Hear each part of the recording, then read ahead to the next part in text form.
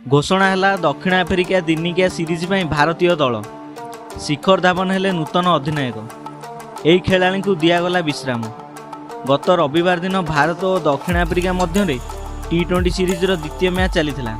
एथिरे भारतीय दल 237 रन विशाल लक्ष्य दे 16 रन रे मैच को हाथी एवं 2-0 रे सीरीज को कब्जा करिछि।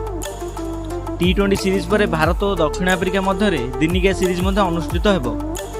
T20 विश्वकप को आखि आगे रखी दलर वरिष्ठ खेलाड़ी को विश्राम दि जाइछि। दिनिकिया दल रजत पाटीदार एवं मुकेश कुमार को सुजोग दि जाइछि। विश्वकप रिजर्व खेलाड़ी श्रेयस अय्यर, रवि बिश्नोई, दीपक चाहर सामिल करा जाइछि। दल रे अधिनायक शिखर धवन, उप अधिनायक श्रेयस अय्यर, ऋतुराज गायकवाड़, शुभम गिल, रजत पाटीदार, राहुल त्रिपाठी, ईशान किशन, संजू सैमसन, शहबाज अहमद, शार्दुल ठाकुर, कुलदीप यादव, रवि बिश्नोई, आवेश खान, मुकेश कुमार, मोहम्मद सिराज, दीपक चाहर सामिल अच्छा।